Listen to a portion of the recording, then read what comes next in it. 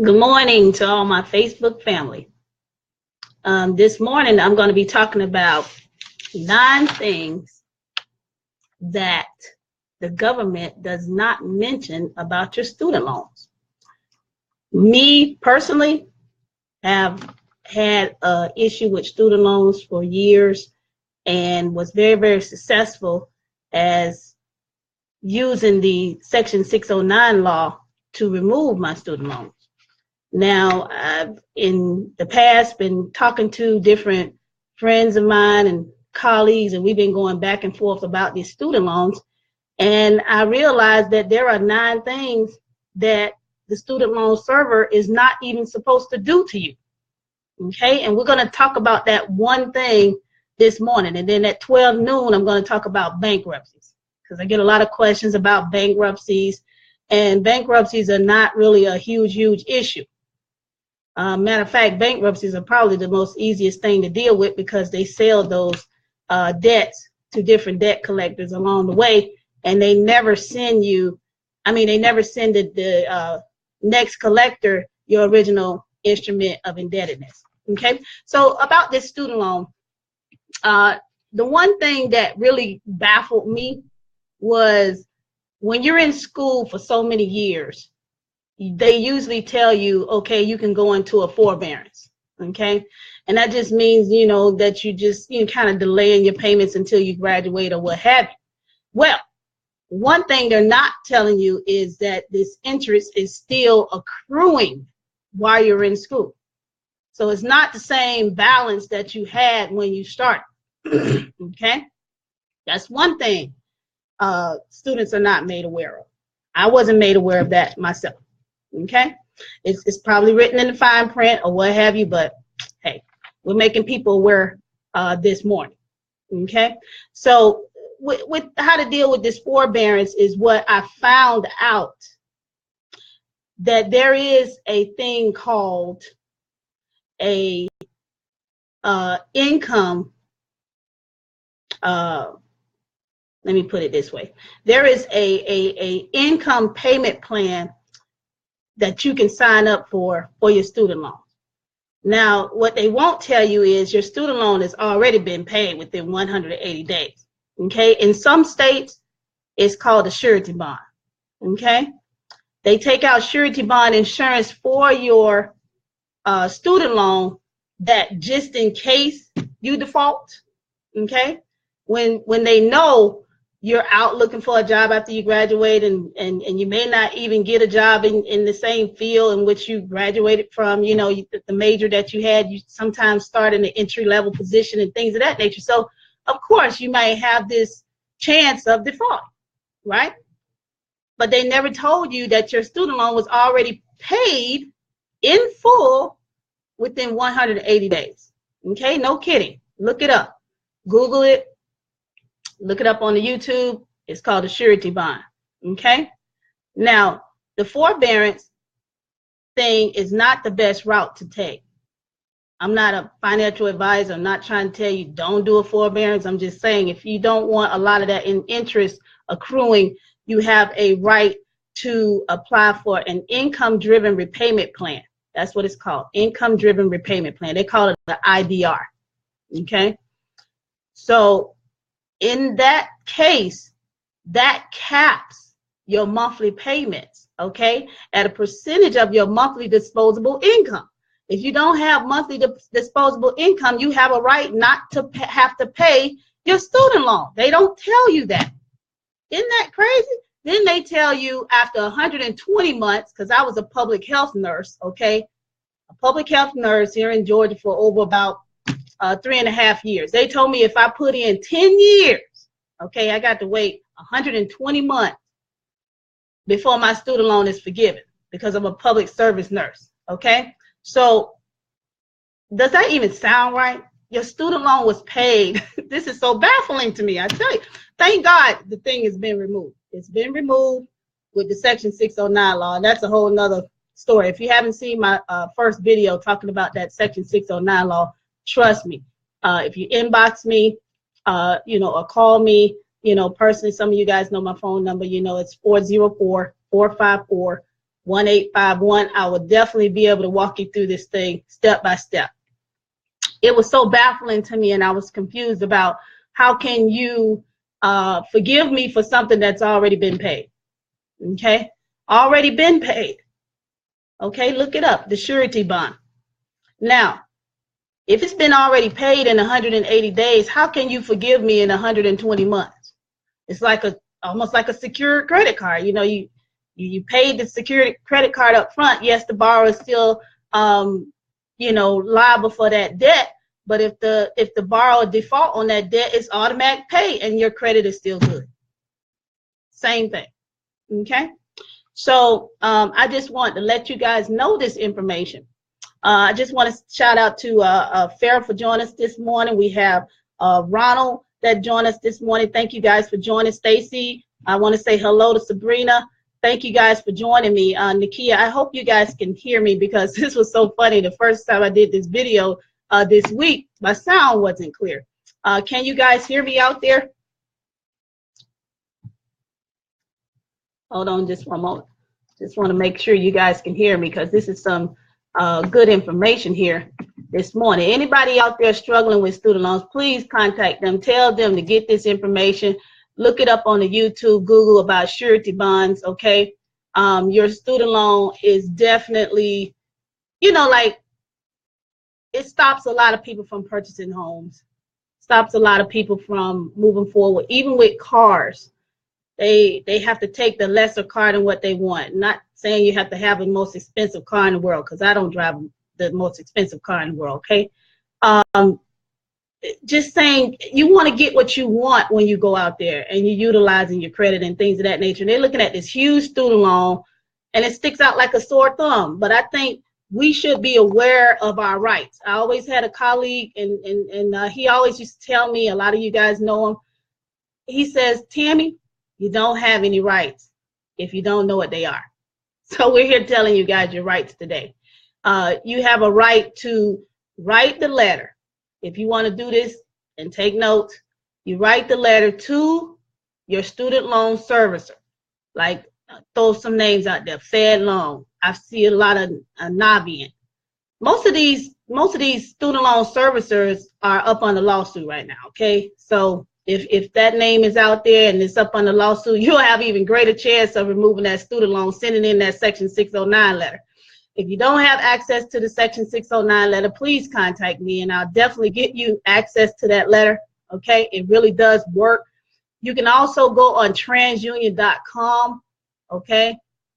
And you can actually dispute manually with TransUnion. Now, Equifax and Experian, you have to send in a dispute letter, okay?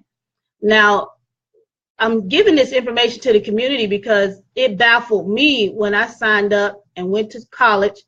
Many of you going to college for 3-4 years and accumulate a mass amount of debt, maybe 100,000, maybe 120,000, whatever the case may be. You shouldn't have to walk around with this debt because it's already been paid. 180 days, you guys.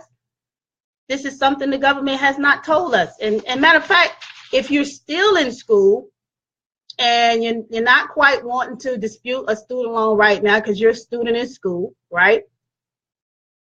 My suggestion is to look up the 9 things your student loan servicer should not be doing to you, okay? Google that up, okay?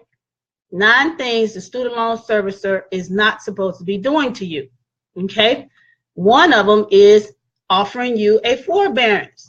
Why? Because it's increasing the interest on your loan. You're thinking, okay, I could breathe. I'm going to school. I'm not in default. I don't have to pay until I graduate. But it's accumulating interest every year. It's not the same balance that you had when you started. Okay? If you're doing forbearances for 2-year college, 4-year college, by the time you graduate, it's almost like a 10-year payoff. Okay? I might be exaggerating, but I'm getting these things across my desk, you know, weekly, looking at them. I'm like, are you serious? Are you serious? You paying $120,000 back on a bachelor's degree? That used to be for a PhD, okay? So at the end of the day, we have a remedy for it, Okay, we have a remedy for it. If you want to get started, like I said, for any debt, okay, you have a right to not to have to pay a debt if the debt collector does not have your original signature or your original instrument of indebtedness, your original contract agreement. How many of you guys out there, just by, typing in the chat box, how many of you guys out there signed a student loan, who has a student loan today, signed one electronically and got an electronic pen? Okay? If you sign that student loan electronically, our letter says wet ink signature. Wet ink signature. If you did not even, first of all, sign your student loan with a ink pen, it's canceled. It's a done deal. By law, you don't owe that loan. That's it. Period. I have people ask me that all the time. Well, I think I signed my student loan with. No, if you got an electronic pen, you did it online like I did. Online, my student loan officer, whatever you call them in college, told us to stand in line and sign in every semester for our student loans. Okay, we had to sign our electronic pen in order to receive our student loan every semester. I did not sign my student loan with an ink pen. Okay, so right there, you have a jump above the rest if you didn't even sign it. So this is just something I wanted to let everybody know. If you're still in school and you're not ready to dispute a student loan, that's perfectly fine. But if you Google up 9 things that your student loan servicer isn't supposed to be doing to you, you'll find that there's an article and it's telling you step by step what you can do about these things that they're not supposed to be doing to you. Okay? And I just want to talk about the one because that was baffling to me, because I thought forbearance was a good thing. When I'm finding out forbearance, is not a good thing. Okay, so what's your other option is what they're telling you. They offer you an income-driven repayment plan. Okay, an income-driven repayment plan is based on your monthly payments and how much disposable income you bring into your household monthly. If you're not bringing in any income, because some people who are in masters and working on their doctorate degree, they don't work as much, so they might not have a whole lot of income coming in. So therefore, they're not accumulating any extra interest with this plan. Okay, and you pay as you go. You pay what you could afford. If it's not income coming in, then you don't have to pay. It's simple as that. They're not telling you about this. Many of you probably heard about it. I'm not sure. If you did, let me know. Let me know, because we need to get this information out to the communities. That's why I'm doing these videos now, because I'm getting a lot of questions week by week. People are asking me about different things. I don't know it all out here. I just know what worked for me. Okay? I want to help the community move forward in any plans that they may have to become debt-free. Debt-free and financial freedom is 2 different things. Being debt-free is meaning you don't owe anybody anything but the love. Okay? Financial freedom is, it changes your whole life, your choices, your everything. Okay? Financial freedom is what you see is what you can get, whatever, however. Debt-free is just, I don't owe anybody anything but love. Okay? You're not a slave to the lender. Okay? And so whatever your debts are equal to, you can get rid of those debts. And today you can start by doing TransUnion. If you have anything derogatory on your credit report on TransUnion, you can go to transunion.com right now while we speak. It only takes 5 minutes. And matter of fact, within about 21 to 30 days, you'll start seeing this stuff fly off, because guess what? That's a real law. Section 609 is a real law. Look it up. Google it. Type it into YouTube. You'll see people dancing around about their results. Okay? Bankruptcy, student loans, repossessions, charge-offs, judgments, public records, you name it, you have it. It's gone. Because if they don't have your original instrument of indebtedness, which is your original signature and your original contract, they must remove these items from your credit report, according to the Federal Credit Reporting Act. Okay? So I just wanted to put this information out here to you guys. I'll be doing these videos like 15-minute streams just to pass this information on to people. You don't have to quite try to explain all of this to people. Just have them give me a call or inbox me. Okay, if they have any questions, I'll be more than happy to do. I do this stuff Monday through Friday from 8 to 5, you know, and sometimes till midnight because I'm still getting questions even up until 11, 12. Are you still awake? Are you still up? You know, that kind of stuff. But people really want to hear how they can seriously get out of debt. Okay, get out of debt. Okay, and the Word of God, I'm not a preacher or anything like that, but the Word of God does say the borrower is a slave to the lender. And we don't want to be a slave, okay? God did not die, you know, for us. And this is Resurrection Week. He did not die for us to stay in debt. And debt is sin, okay? So if he died for our sins, we should not be in debt. That's the bottom line. But our government won't tell us a whole lot of things. So you have to do your own research. Do your own research today. I'm here, you know, just making a public announcement that you don't have to stay in the shape that you're in. If you're in this shape, if you're in good shape and you have 800 scores, 700 scores, please, by all means, share your information with us, with the group. I have a KOK University. People go on there, you know, post, you know, things that they want us to hear in the community. KOK and King of Kings Investors, LLC, they go on there and post things that they like to, you know, share with the community. I'm giving people you know, free permission to go in there and do that because people in the community really needs to hear what we have to say. Okay, we don't want our community to have to suffer any longer. Thank you, Nakia, for joining us again. Thank you all for joining in. Is that Terrion and Johnny? Thank you guys. Share this information with the community and give me some of your feedback. You know, if it's something that is baffling you out there about debt, you know, share it with me. We can do a lookup on that. You know, again, section 609, that is correct, Sabrina, section 609, okay? Look it up. It's a real law. Utilize that law to the best of your ability, and you will clear up a lot of debts. You're probably paying on stuff you really don't owe. Seriously. Even if it's an open account, you have a right to know, how do I owe you this? How do I owe you this? Because according to the Constitution, over 200 years ago, you guys, 200 years ago, over 200 years ago, the Constitution was written, and they did not amend this law. It's a real law. That's why it says wet ink signature. The Constitution was not written about an electronic signature. Isn't that crazy? You know? But let's get a move on this before they start to amend this law. Okay, we really don't want them to amend this law. This is a great law. And we're putting it into effect. Let's let it work in our favor, you guys. This is a year of debt-free financial, you know, wealth. This is a wealth transfer going on right now. Stock market is you know, having problems. Stock market, Bitcoin's going down. But hey, these are some great assets. This is the best time to get in and buy. This is a buy time. It's a bear market for some, but it's an exciting time for me because when the market is down, I'm buying. Okay, so I'm very, very excited, you guys. At 12 noon, if you tune in at 12 noon, some of you guys are working, but if you tune in at 12 noon, I'm going to be talking about bankruptcies next. I was going to do a video on Friday, but I believe I'm scheduled to come down to Florida, my hometown. For some of you guys, shout out to my hometown.